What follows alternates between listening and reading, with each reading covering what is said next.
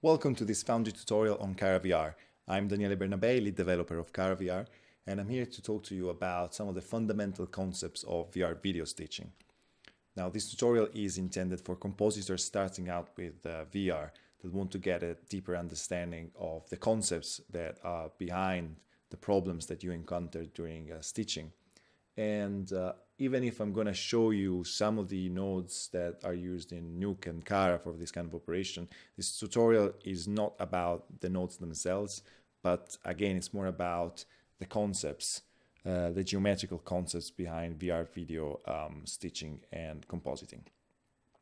So let's start from the beginning and let's examine for a moment what we're doing here. So we're producing VR video, and VR video is video that is meant to be consumed in a VR headset or through a mobile phone. But its main characteristic is that it covers the entire sphere of possible directions.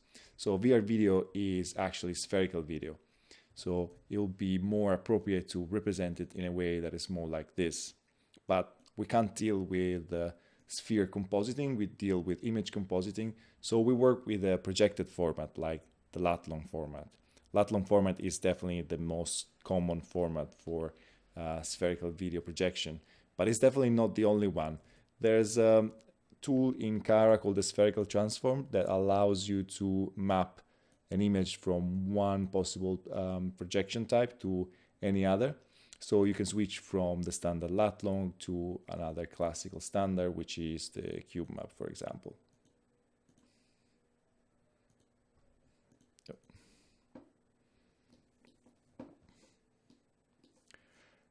The cube map has nice properties.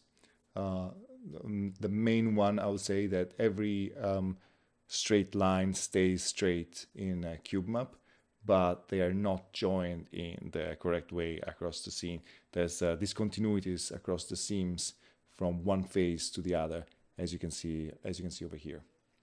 So for the rest of this tutorial, and as you're working in VR, probably for most of the operation that you do in VR, we'll be working with lat long images. Now, what is the difficulty? Where is the difficulty in producing this kind of spherical videos? So what we're trying to achieve here is to record the scene as if it were seen from a single point that is located at the center of where my spherical video is meant to be. And this is something that is not, at least not now, it is definitely not possible. There doesn't exist a camera with a single sensor and single lens that is able to capture a full 360 video panorama. So let's take for example this scene that I prepare here. So I'm gonna simulate the process of capturing a scene. I'm going to have this virtual scene here and to capture it through virtual cameras, and then I'm gonna try and stitch together the result that I get from those virtual cameras. So this scene is composed of this geometry with a slice of Kew Gardens Bridge in London, and I've added just a couple of cube with checkerboards, one that is just a plain checkerboard and one that has just been created to have a different color. And this is my scene. So as I said before, let's say I want to capture a spherical panorama from this position. I want to capture it from the origin. There is a way to see what the mathematically perfect panorama capture from this position would be like. And the node to do that in Cara is the ray render, C-ray render. So if we just simply plug it in and making sure that the projection mode is spherical, and take a look at the result of this node, you'll see we have the perfect spherical panorama that is free from any artifacts beside the ones that are due, of course, to the limitation of the texture of this particular model. So can we have a camera that is positioned like in a way that allows me to capture a similar panorama? Well, the answer is well, yes and no. What photographers have been doing for a long time now is to just simply take a camera, a standard rectilinear projection camera, like this one, and just take several pictures of the scene, rotating the camera around its center of projection. So you take as many pictures as necessary to cover all the possible directions, and then simply stitch together the results. If you have rotated your camera not around the physical barycenter of the camera, but around the actual center of projection, which in Nuke is, for example, here, then if you've done that, the resulting image will be very easy to stitch. Can we do the similar thing for video? Yes, we can, if we record the scene multiple times from different point of views, not different point of views, from different orientations. So this is what will be called a nodal rig.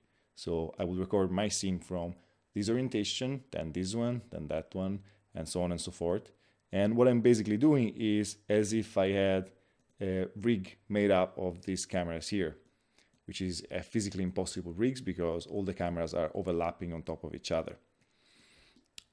Definitely, this is something that is possible only if your rig is static, your scene is static in the sense that there is no movement of subject across your seams between one camera and the other. But it is something that is definitely a viable option. So what would happen, in fact, if we rendered out the scene from these camera positions? Okay. Let's pop in some renderers I've added here connected to these cameras.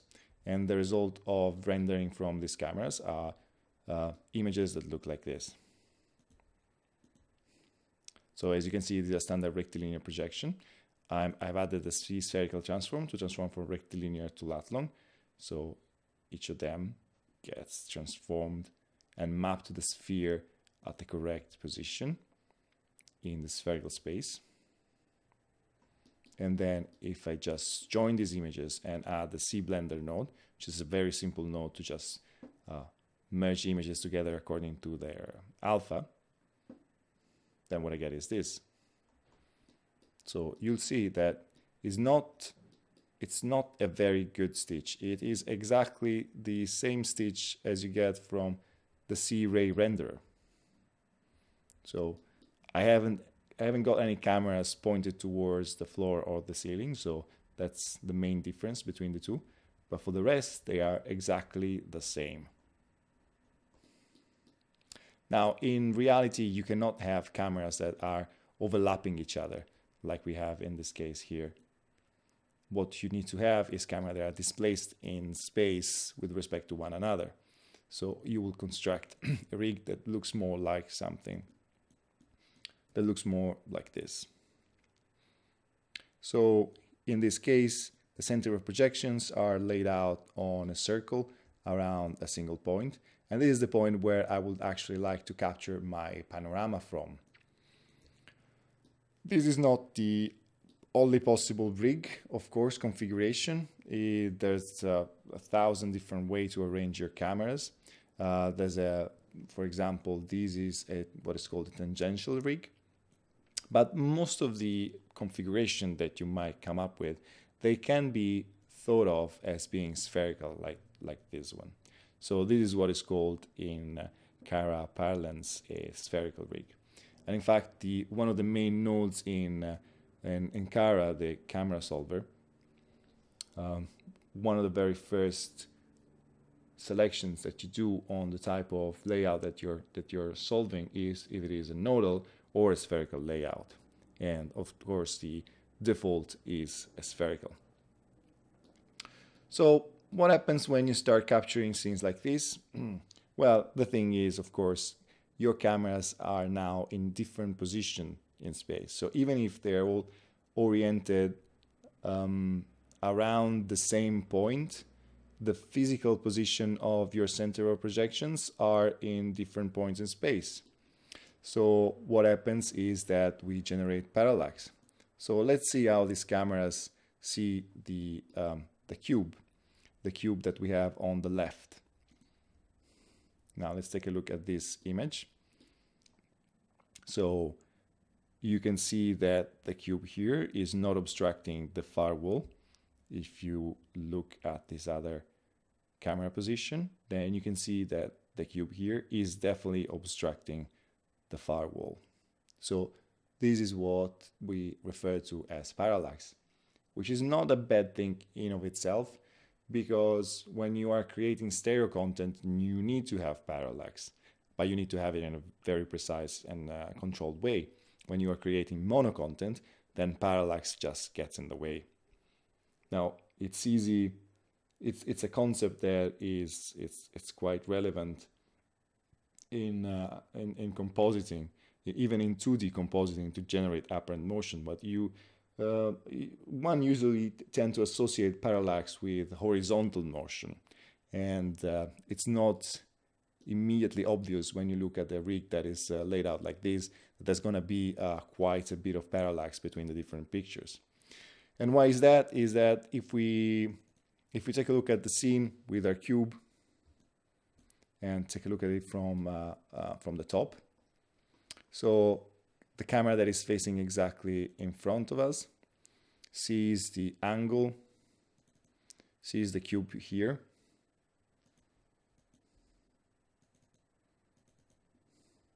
sees the corner of the cube here from its center of projection, being at the same aligned with this point here on the wall. While if we examine this other camera here, this camera is seeing this corner of the cube being aligned with the far end of the wall. So what happens then if you're trying to project these images into a spherical domain? So again, I've added a spherical transform that does exactly the same thing as before. And you will see that this one becomes this picture, and the other one becomes this picture. If you now merge them together and trying to do a blend,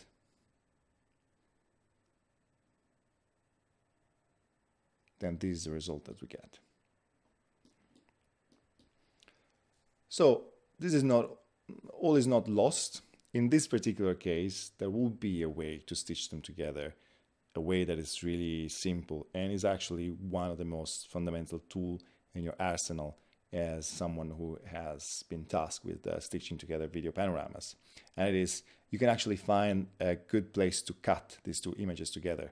There's a large area here that has not much detail, so you can sweep some of the artifacts that you're going to introduce with your cut under the carpet. And there's absolutely nothing here. This you can consider these to be far enough that there's no inconsistency being introduced if you perform a cut here. So let's add a rotor node.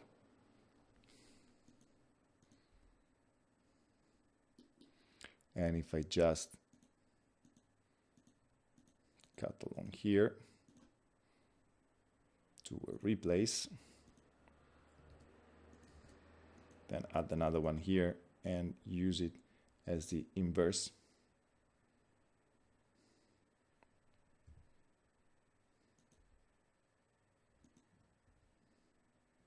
And blend them together.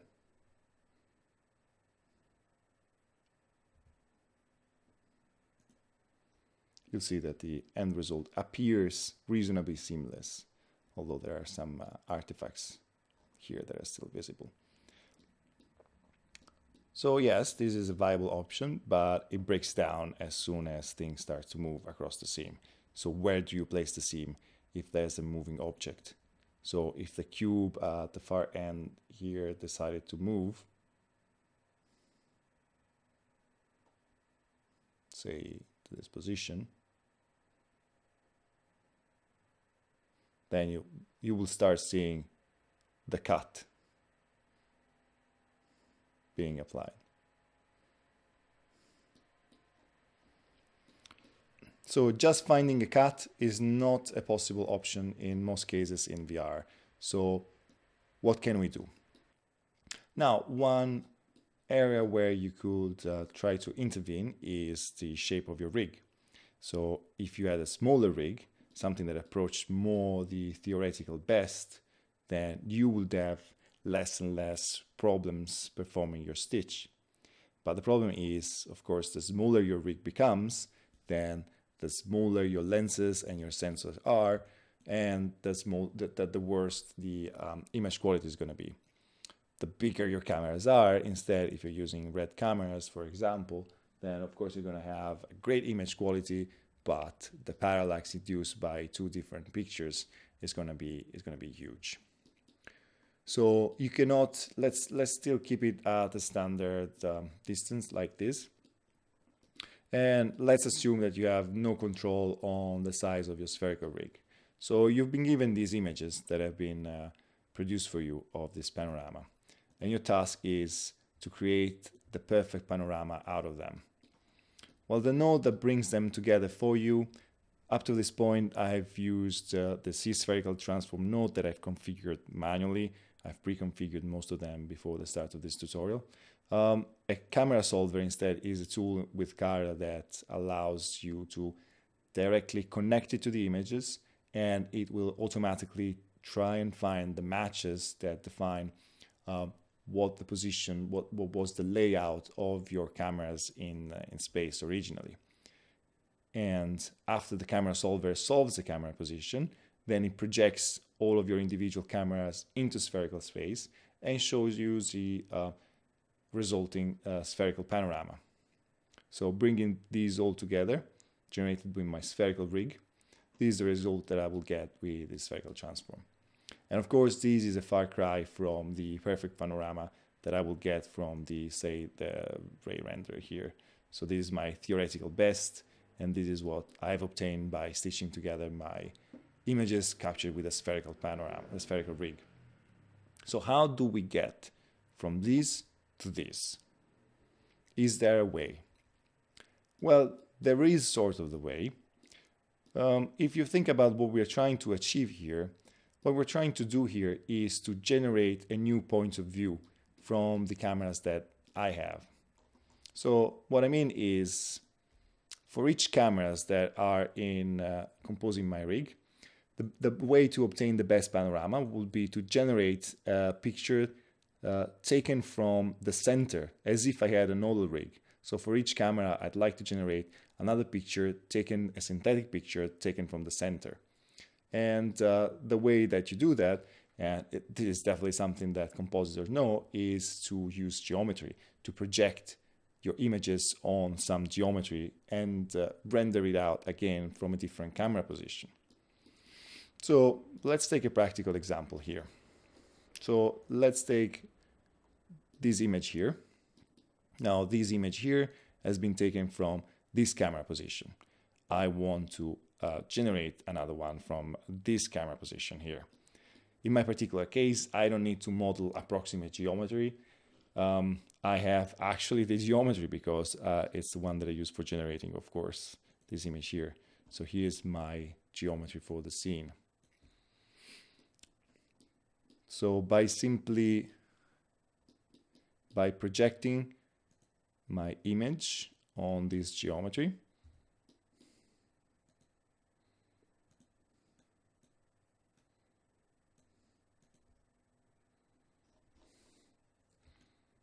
I get something like this. And looking at it from the skyline render, well, this is exactly the same as my original image, because I'm reprojecting from the exact same position. But I now have geometry with texture, and by switching from the other camera position and looking at the result, so this is what I get. And you can now notice the shadow that is determined by the occlusion of that wall from this cube here. But in this particular instance, this is a very good reprojection. I wouldn't have much work to do in order to make this usable. So you can see we've gone from this to this one. And now by just transforming this image here into spherical space, and then combining it with all the other pictures, then I will get something that resembles the original, well, my theoretical best panorama that I could get with the C-ray render. So let's project all my other cameras onto my geometry. I'm going to add them all. And so I have my projective images here. I have my scene composed of the cube and the two cubes and the Kew Gardens backdrop, and applying the material, the projective material from the cameras, and using C-ray render to see the result.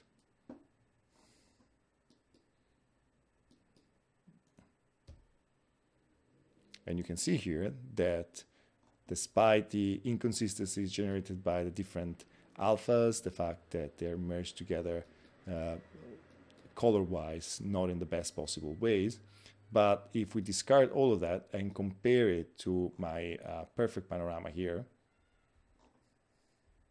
you see, of course, that things fall exactly in the same places.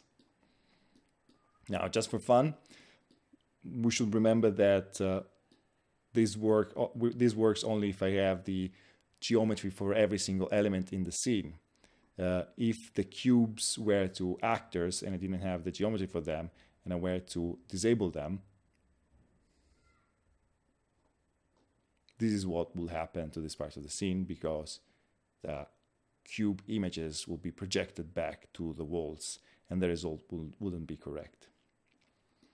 However, the reason why I've talked about projecting onto geometry is that if you think about it, there is, even if we don't have the perfect geometry for a scene beforehand, or we can't reconstruct even rough geometry for doing projection, there is still a geometry that we can use for projecting these images. And the approximate geometry that you can construct for a generic scene is a sphere. So here I have this sphere geometry, and I can create a sphere that is roughly the same radius as the average distance of my objects in the scene, say like this. And instead of projecting my images on my actual scene geometry, I'm projecting them on the sphere. And if I take a look again at the result of my projection, well, you'll definitely see that this is not as good as having actual geometry. But by controlling the radius of the sphere, I can control which things snap into focus and which things instead I allow to diverge. So if I set the radius to the distance of the door here, for example, which is like 4.5 or something like that, you can see that now the door is getting into focus, because if we switch to 3D, what I'm actually doing is I've actually set the radius of my sphere to cross the boundary here where the door is. If I then reduce the radius further to, like, say 2, now this is my sphere now is crossing the cube here. So if I take a look at my rendered result, yeah, I would expect now the cube to be getting slowly into focus. So the intersection of the sphere with my cube geometry is determining where the cube is actually properly converged. And I'm not using the term convergence accidentally. The fact is that if you use the camera solver with your original images, you will see that there is a parameter called convergence that does exactly what I've shown to you with geometry under the hood. So you don't need to set up geometric projection or anything like that to obtain the same result. What you just need to do is select your convergence parameter. So you can see that actually I've set it to 2, which is the same as the radius of this sphere here. And if we compare the two images, minus the differences due to the way alpha is being processed in this pipe compared to the camera solver one, you can see that actually the Convergence here is exactly the same. They produce exactly the same result. So this is now you know what the camera solver is doing for you, how it is warping your images. And choosing the right convergence value is very important to achieve the right stitch and to allow you to do the minimal amount of work afterwards to get the perfect alignment. So let's take, for example, a real scene like this one here. So I've set the convergence here at around 2, and you can see that there's this apple box right close to the rig, and with a convergence like this, let's say even 1.7, then this gets aligned properly. But the background, look at the sea, is severely misaligned. So if I go more towards 2.5, let's say, then I can see that the corner of the apple box on the other side is snapping together nicely, around 3 even. That gets even better. Then as I increase my distance, so let's say around 6 meters, then I'm starting to converge on this wall here. And finally, in order to converge on the sea behind, then we need to crank it up as much as possible, as this point can be considered to be basically at infinity. So which value are you going to choose to perform your stitch? Well, it depends on what's important in the scene and what is difficult to actually stitch. So you could say, okay, I'm going to choose the most average value, the one that will make sure that roughly all of my images will be more or less, I will spread out the error, let's say, across all of my images. Or I might say I think that the stitching DC is going to be the most difficult thing. So I'm going to skew my convergence to be more closer to the background. Or I might say, okay, the most important element in the scene, the hero, is this guy here. So I want to make sure that this guy is perfectly aligned. So I will have a convergence around 6. So there you go. This is this was an overview on the way the camera solver operates, the meaning behind the convergence value in the camera solver itself, and the way it is actually performing a spherical projection under the hood. This was Daniele Bernabei from Foundry with a tutorial on CaraVR, Parallax, and Convergence.